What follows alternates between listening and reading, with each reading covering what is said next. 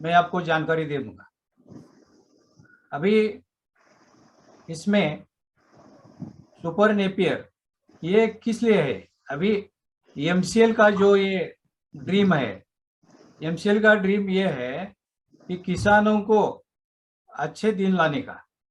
किसान अभी आज के तारीख को हम अगर देखें तो किसान के जो ड्रीम होते हैं वो ड्रीम बहुत कम है, इसको कोई देख नहीं सकता, क्योंकि किसानों का जो अभी का इनकम है वो बहुत कम है। उसके अनेक कई कारण है, क्योंकि निसर्ग है, मार्केट रेट है, और भी कोई प्रॉब्लम्स है इसमें। अगर हम ऑर्गेनिक फार्मिंग करें तो ऑर्गेनिक फार्मिंग में ज़्यादा पैसा किसानों को मिल सकता है। अगर अभी जो चला है केमिकल फार्मिंग का जो आपका पंडा, इसमें कैंसर कैंसर का बड़ा प्रादुर्भाव हो गया है। इसके वास्ते एमसीएल ने ये शुरू किया है कि इस ऑर्गेनिक फार्मिंग करके किसानों का आर्थिक उत्पन्न बढ़ा के और देश का जो कैंसर मुक्त करने का देश को जो सपना है, वो सपना एमसीएल के सभी लोगों को, सभी सभासदों ने इसमें अगर प्रयत्न किया तो भारत कैंसर मुक्त भी हो सकता है और किसानों की परिस्थिति भी सुधार सकता है। इस अपने एमसीएल में आगे चल के ये जो अपना सुपर नेपियर ग्रास है ये लगा के इसका जो रॉ मटेरियल है, ये रॉ मटेरियल से हम एमसीएल में सीएनजी गैस तैयार करने वाले हैं, और उसके बाद वो उसका बाय प्रोडक्ट जो है वो ऑर्गेनिक फर्टिलाइजर है। इसके बारे में, सुपर नेपियर के बारे में हम अभी ज़्यादा से जानकारी लेंगे। ये सुपर नेपियर वैरायटी जो है ये डॉक्टर क्रेल्स कियोथांग, director of China animal nutrition research and development centre में अभी वो प्लांट ब्रीडर का काम करते हैं। अगर ये थाईलैंड के है, मगर इन्होंने ये जो वैरायटी है ये वैरायटी रिसर्च किया इस पे। इसका मेल है ऑर्डिनरी नेपियर और दूसरा उसका फीमेल है मोती बाजरा। ये दो वनस्पति का संकर यानी क्रॉस करके ये वैरायटी उन्होंने रिसर्च की है। इसका जो वैशिष्ट्य है वो ऐसा है, ये एक बार लगाने से मिनिमम 8 इयर्स और मैक्सिमम 30 इयर्स हम ये इसका पीक ले सकते हैं, इसका क्रॉप ले सकते हैं। इसका जो उत्पन्न है पर एकड़ पर ईयर, उन्होंने अपने रिसर्च पेपर में लिखा है इसका यील्ड 200 टन प्रति एकड़ प्रति वर्ष आता है, ऐसा उनका कहना है। मगर अपने महाराष्ट्र में या भारत में जितने भी अपने एग्रीकल्चर यूनिवर्सिटीज है, उन्होंने जो नेपियर का ग्रास रिसर्च किया है उसका जो उत्पादन है वो सिर्फ 100 टन प्रति एकड़ प्रति वर्ष है। तो आज के तारीख को अपन को सुपर नेपियर ग्रास ही ज्यादा उत्पन्न देने वाला है। अभी सुपर नेपियर के बारे में हम कैसा आइडेंटिफाई करेंगे ये कुछ जान सकते हैं। सुपर नेपियर का जो ग्रोथ होती है उसकी फुल ग्रोथ होने के टाइम को इसको एक ईयर हेड यानी कणिस बोलते हैं उसको, ईयर हेड आता है। उसकी लेंथ 5 to 6 इंचेस होती है, और ये जो दिखाया गया है वो कणिस है, और वो बाजू का जो फोटो है उसके कणिस विथ क्रॉप, ऐसा वो अगले पॉइंट को जो है वो उसका कणिस है। नेक्स्ट आगे चल के ये जो अपना सुपर नेपियर का प्लांट होता है उसको मिनिमम 30 to 40 टिलर्स आते हैं 3 महीने में। इसको जो फुटवे बोलते हैं हम, वो 30 to 40 फुटवे आते हैं। उसके बाद अभी ये जो रूट्स डेवलपमेंट ऑन प्लांट, ये जो हम देख रहे हैं प्रत्येक इंटरनोड पे यानी कांडी पे इसको इंटरनोड आते हैं, यानी रूट्स होते हैं। अगर ये ऐसा हो गया तो ये सुपर नेपियर है, ऐसा बोलने का, ऐसा समझ लेने का। उसको नंबर ऑफ लीव्स, ये जो प्लांट होता है, ये जो फुटवा होता है उसको 30 to 35 लीव्स यानी पत्ते होते हैं। उसके बाद advantages of super Napier grass, ये जो सुपर नेपियर ग्रास है उसके क्या फायदे होते हैं, ये अभी देखेंगे हम। No hairs on leaves, so no wound to animals stung. ये जब जानवर वो वर्किंग हो या मिल्किंग हो, जब ये गवत खाता है तो उसके पत्ते को कांटे न होने से इसके टंग को जख्म नहीं होती। क्योंकि अभी जो हम नेपियर हत्ती घास देखते हैं उसके लीव्स को बहुत कांटे होते हैं, और वो कांटे होने से एनिमल के टंग को जख्म होती है। उसके बाद लो कॉस्ट मेंटेनेंस, इसका जो मेंटेनेंस है वो बहुत कम है। आगे stem is strong, weight is high. ये सुपर नेपियर का जो वेट है स्ट्रॉन्ग, उसका जो स्टेम है बहुत स्ट्रॉन्ग होता है, उसके वास्ते उसका वेट भी अच्छा होता है। Next, used as green fodder for animals. ये जो ग्रीन फॉडर है इसका, ये वर्किंग एनिमल यानी काम करने वाले जानवर और दूध देने वाले जानवर, ये दोनों को भी अच्छा है। आगे ये इट कंटेन्स 16 to 18% प्रोटीन्स। अभी जो हमारी दूसरी वैरायटी है जो ऑर्डिनरी नेपियर है, जो हत्ती घास है, उसका जो प्रोटीन कंटेंट होता है वो बहुत कम यानी 10 के अंदर होता है, मगर इसका जो कंटेंट है वो 16 to 18% होता है। आगे चल के it contains 26 to 28 crude fibre. Crude fibre यानी ये जो गैस में कन्वर्ट होते हैं, यानी गैस तैयार करने के लिए फाइबर लगता है। ये फाइबर का प्रमाण इस वैरायटी में 26 to 28 है। इसके बावजूद अभी जो अपने ऑर्डिनरी नेपियर हत्ती घास है उसमें वो 15% होता है, मगर इसमें 26 to 28 होता है। उसके बाद due to high protein milking animals not required concentrates. जो दूध देने वाले जानवर है उनको अगर ये खिलाया तो उसको कॉन्सेंट्रेट यानी खुराक बोलते हैं, खुराक देने की कोई जरूरत नहीं। उसके बाद it increases quality of milk, quantity of milk, दूध की मात्रा बढ़ जाती है। उसके बाद it increases fat and SNF in milk. जो दूध की क्वालिटी होती है उसका फैट और एसएनएफ यानी सॉलिड बट नॉट फैट, ये भी इंक्रीज होता है।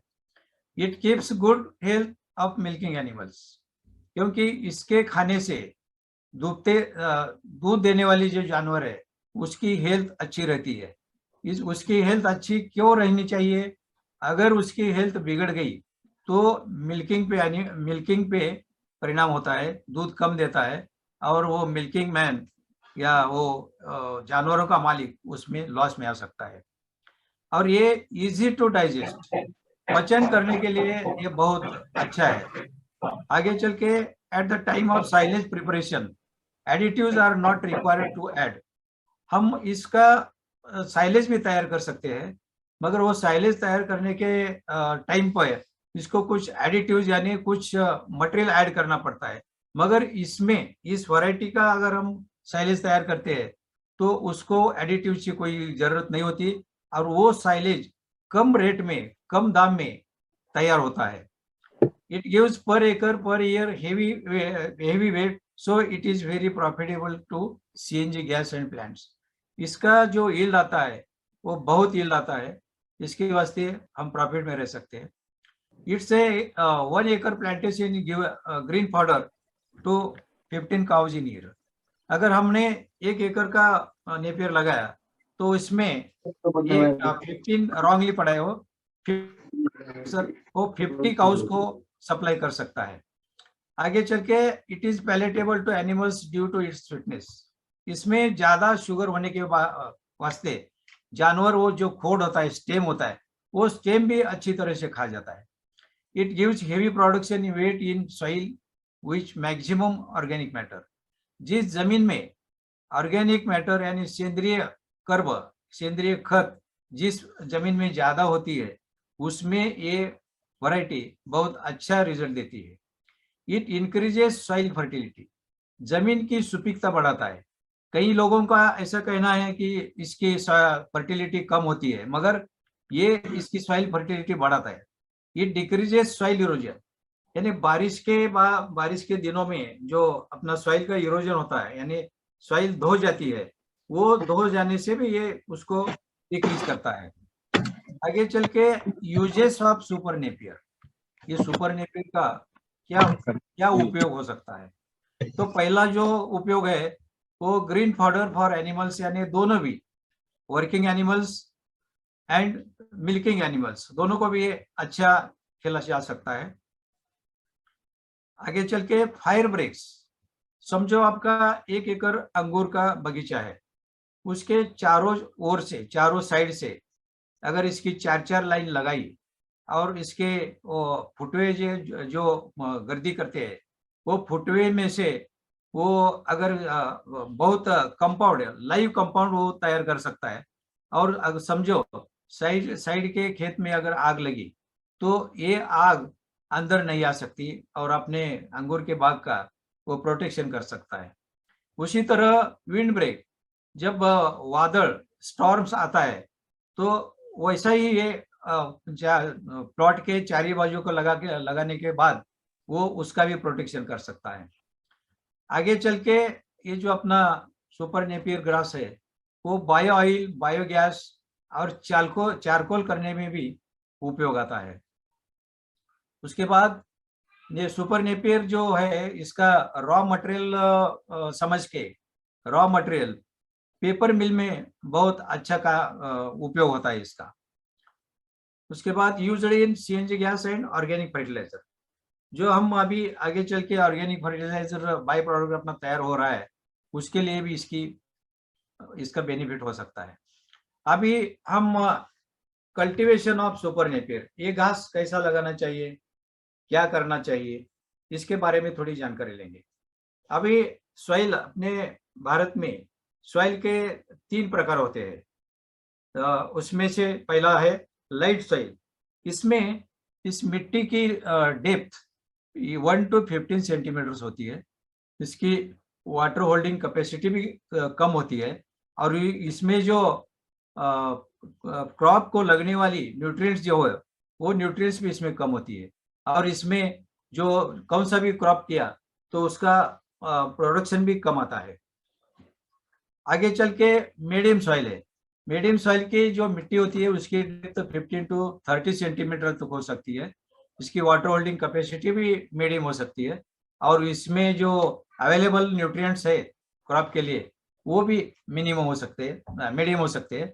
और इसमें जो हम क्रॉप करेंगे उसका भी इनकम या यील्ड मीडियम में आ सकता है। आगे चल के अभी ये केवी सॉइल की जो मिट्टी है उस मिट्टी की डेप्थ 30 सेंटीमीटर से ज्यादा होती है। इसकी वाटर होल्डिंग कैपेसिटी भी ज्यादा होती है और इसमें जो भी क्रॉप हम लगाएंगे उसका उत्पादन अच्छा आता है। अब प्रिपरेशन ऑफ सॉइल, हम लगाने से सुपर नेपियर ग्रास लगाने के पहले सॉइल तैयार करना पड़ेगा उसको। समझो हम 1 एकड़ में अभी सुपर नेपियर का प्लांटेशन कर रहे हैं, उस 1 एकड़ में व्हर्टिकल हॉरिजॉन्टल यानी उभी आडवी नांगरट करावी लागेल, वो प्लॉइंग करना पड़ेगा। उसके बाद 5 to 10 टन्स ऑर्गेनिक मैटर यानी काउडंग, या भी पिक्चर में देखा है वो काउडंग है, वो काउडंग उस प्लॉट में 1 एकड़ में मिक्स करना पड़ेगा। उसके बाद वो क्लॉड क्रशिंग, ढेकड़े फोड़ने म्हणतात त्याला, क्लॉड क्रशिंग करना पड़ेगा। और बाद में वो 4 फीट पे ऐसा रीजेस एंड फरो करना पड़ेगा बाय ट्रैक्टर की मदद से, ऐसा करेंगे हम। अभी हम इसमें 4 फुट का जो अपना अंतर है वो 4 फुट का अंतर अभी फिक्स हो गया। अभी अपने को 1 फुट ये 2 लाइन का अंतर 4 फुट हो गया। अभी अपने को एक लाइन में जो प्लांट्स होते हैं प्लांट टू प्लांट डिस्टेंस है वो 1 फुट करने का है। उसके लिए हम ऐसा मार्किंग करना पड़ेगा आपको। ये सभी जो मार्किंग किया है वो 1 फुट यानी 4 फुट वो अपना पहला फिक्स हो गया। अभी 1 फुट का अंतर हो गया। अभी आगे चल के इसको ये जो अपने रिजेस है यानी जिसको हम सरी बोलते हैं, इस सरी में सेंद्रिय खत ऑर्गेनिक फर्टिलाइजर यानी एक इफ्को कंपनी है, इस इफ्को कंपनी में सागरिका बोल के एक प्रोडक्शन निकला है। इसका जो प्रोडक्शन है वो समुद्र के तल में, समुद्र के तल में जो वनस्पति होती है, उस वनस्पति के एक्सट्रैक्ट से, उस वनस्पति से उन्होंने ये सागरिका बोल के एक प्रोडक्ट निकाला है। उसका जो एप्लीकेशन है वो पर एकड़ 100 केजी देना चाहिए। अभी ये पहला आदमी दिख रहा है, वो सागरिका वो रिज में यानी सरी में वो फेंक रहा है। उसके बाद वो दूसरा जो आदमी है वो सरी में ही अपने पहला जो अपने क्रॉप लिया होता है उस प्लॉट में जो वीड्स होते हैं वो वीड्स के सीड अपने एरिया में छिड़के हुए होते हैं, तो उसको मारने के लिए वो वीडीसाइड स्प्रे कर रहा है। वो वीडीसाइड के लिए पेंडिमेथिन 350 मिली 200 लीटर वाटर में, या मेथ्रीबेंजीन 400 मिली 200 लीटर पानी में वो स्प्रे कर रहा है। यानी आगे चल के जो वीड्स यानी तण, वो तण जो उगाने वाले हैं उसको अभी भी हम मार सकते हैं, इसके लिए वो स्प्रे कर रहा है। आगे चल के जो प्लांटिंग मटेरियल होता है, सुपर नेपियर का जो प्लांटिंग मटेरियल हम तैयार करते हैं वो एक डोला पद्धत बोलते हैं उसको। तो ऐसा कटिंग करके जो उसमें सिलेक्ट करके ये ऐसा प्लांटिंग मटेरियल तैयार करना चाहिए। आगे चल के इस प्लांटिंग मटेरियल के लिए सीड ट्रीटमेंट देना चाहिए। सीड ट्रीटमेंट में अभी 1 litre Azotobacter plus 1 litre trichoderma plus 100 litre water में ये ऐसा बैरल में सोल्यूशन तैयार करने का, और उसमें ये कटिंग्स डालने का, और 10 मिनट उसको उधर रखने का। उसके बाद वो निकाल के शैडो में रखने का और वो प्लांटिंग करने का। अभी प्लांटिंग सीजन जो है आपका, जो खरीफ में जून और अगस्त में लगाते हैं, समर में फरवरी और मार्च में लगाते हैं। मगर अगर अपने पास पानी है तो पानी होने के बारे में हम महीने में कौन से भी महीने में उसका प्लांटेशन कर सकते हैं। मगर उसमें जो विंटर सीजन होता है उसमें थोड़ा जर्मिनेशन कम आता है, मगर फिर भी हम लगा सकते हैं। आगे चल के अभी ये जो अपना सरी है उस सरी में ऐसा पानी देते हैं। पानी देने के बाद 10 मिनट में वो सूख जाता है। पानी सूखने के बाद वो कीचड़ तैयार होता है। उस कीचड़ में 1 फुट के अंतर पे एक एक कटिंग्स जो अभी आदमी देख रहा लगा रहा है वैसा लगाने का, और वो कटिंग के ऊपर 1 सेंटीमीटर कीचड़ आना चाहिए। यानी वो ऊपर ही नहीं जाना चाहिए और ज्यादा नीचे भी नहीं जाना चाहिए, सिर्फ 1 सेंटीमीटर उस पर कीचड़ चाहिए। तो ये ऐसा हम प्लांटिंग कर सकते हैं। आगे चल के वाटरिंग, इसको जो पानी देना है इसके बारे में हम बोलेंगे। अभी आज समझो आज हमने प्लांटिंग कर दिया तो दो दिन छोड़ के उस क्षेत्र को हल्का सा पानी देने का है। उसके बाद हमारी जो सॉइल जैसी है, सॉइल के टाइप के अनुसार जो जब हमारी लाइट सॉइल होती है उसको हम 7 दिन के बाद पानी देना चाहिए। हमारी मीडियम सॉइल होती है उसको 10 दिन में पानी देना चाहिए, और हमारी हेवी सॉइल होती है उसमें हम 12 दिन के बाद पानी देना चाहिए। मगर इस क्रॉप का हम 4 कटिंग्स पर ईयर लेने वाले हैं। इसके लिए उसको वेजिटेटिव ग्रोथ जो है वो फास्ट होना चाहिए, इसके लिए उसको पानी की जरूरत होती है। अगर कोई कहते होंगे कि ये गौत है इसको का ज्यादा पानी लगेगा, नहीं लगेगा, ये आ सकता है, मगर उसका जो उत्पादन है वो उत्पादन ही उसी तरह आता है। मगर अगर इसको पानी ज्यादा हो तो इसका उत्पादन भी ज्यादा आ सकता है। अभी सीडलिंग्स पर एकड़, ये एकड़ में कितने लगते हैं? अभी इसका प्लांटिंग का जो अंतर है वो 4 फीट बाय 1 फीट है। इसमें 43,560 स्क्वेअर फुट बरोबर 1 एकड़ भागिले 4, तर साधारण जनरली इसमें 11,000 सीडलिंग्स पर एकड़ लगते हैं।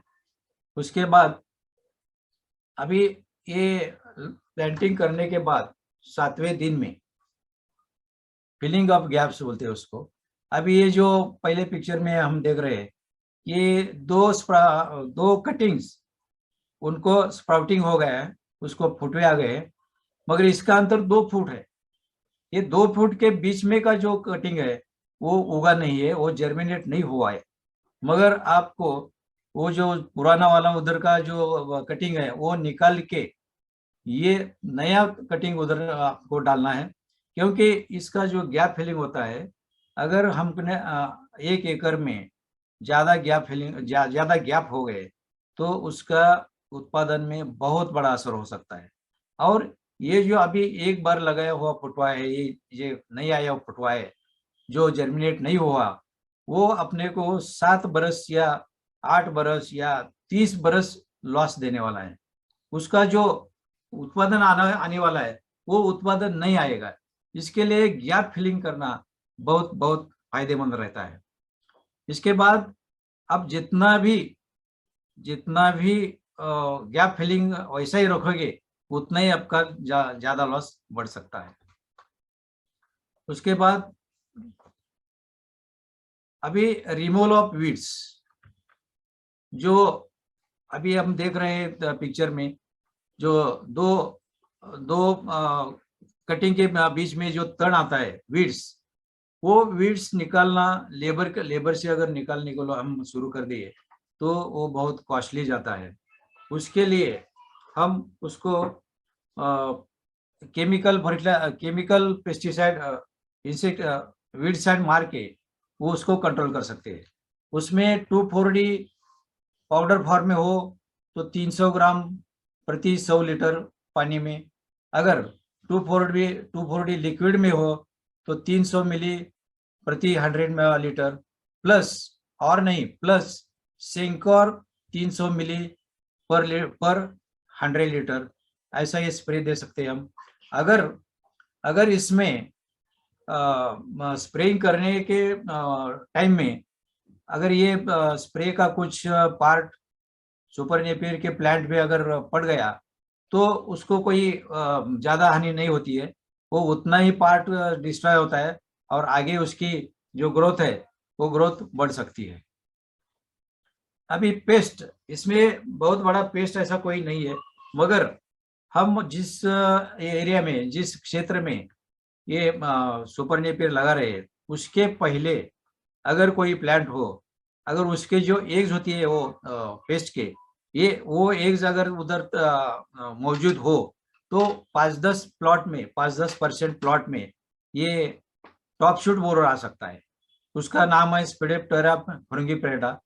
इसका जो कंट्रोल है वो कंट्रोल हम बैसिलस थुरिंजियस यानी बीटी 100 ग्राम प्लस स्टिकर 50 मिली प्लस 200 लीटर वाटर, और ब्यूवेरिया बेसिनिया 1 लीटर प्लस स्टिकर 50 मिली प्लस 200 लीटर वाटर, इसका स्प्रे करके ये जो हम देख रहे हैं पिक्चर में वो आड़ी बोलते हैं, उसका आड़ी उसको टॉप शूट बोरो बोलते हैं, उसका वो कंट्रोल हो जाता है, कोई बहुत बड़ा प्रॉब्लम नहीं है।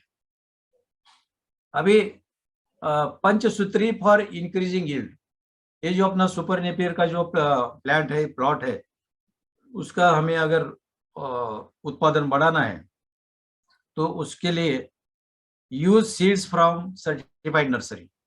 अपना जो प्लांटिंग मटेरियल जो मिलता है वो सर्टिफाइड नर्सरी से लेना पड़ेगा।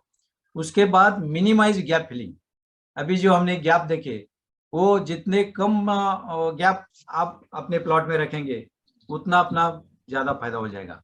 उसके बाद use maximum organic fertiliser cow dung, अगर हमने काउडंग का यूज किया तो प्लांट में बहुत अच्छा उत्पादन आ सकता है। प्रेफर फर्टाइल सॉइल, यानी आपको बड़ा उत्पन्न लेना है तो सॉइल भी अपनी बड़ी चाहिए। उसके बाद यूज सुपर नेपियर वैरायटी, ये जो सुपर नेपियर वैरायटी है वो अभी आज के तारीख में सबसे ज्यादा उत्पादन देने वाली है, इसके लिए उसका यूज करो।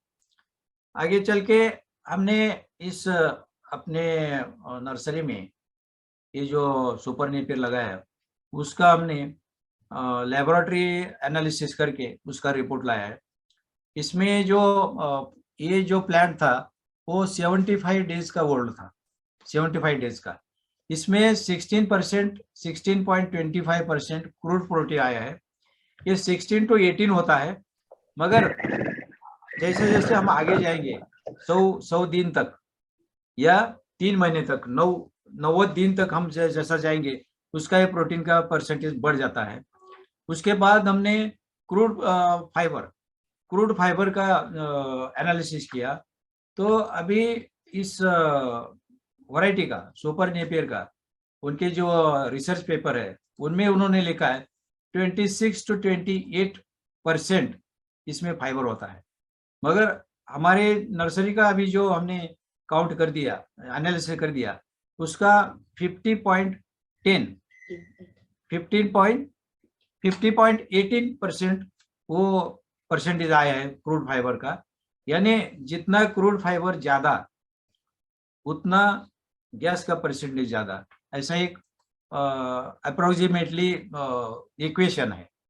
तो आगे चल के जिस नेपियर में या जिसके खेत का जो नेपियर निकाला है, उसका क्रूड फाइबर कितना है, इस पर हम आगे चल के इसको हम मेंटेन करना पड़ेगा।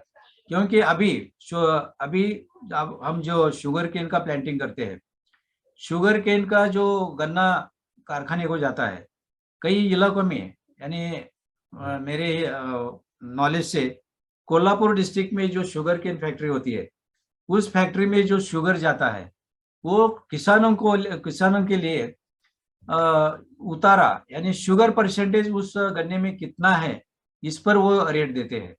जिस गन्ने में ज्यादा शुगर है या उतारा उसको बोलते हैं, उतारा जिसमें ज्यादा है उसको ज्यादा रेट मिलता है।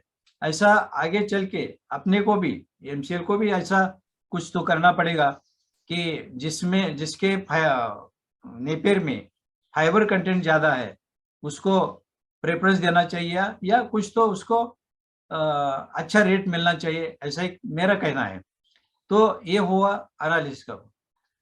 अभी इस वैरायटी का जो सुपर नेपियर का हमने जो प्लांटेशन लगाया है हमारी नर्सरी में, वो जो इसका रिसर्च पेपर का जो उत्पादन है 200 टन प्रति एकड़ प्रति वर्ष, मगर हमारे नर्सरी में इसका जो यील्ड आया वो चौंकाने वाला था।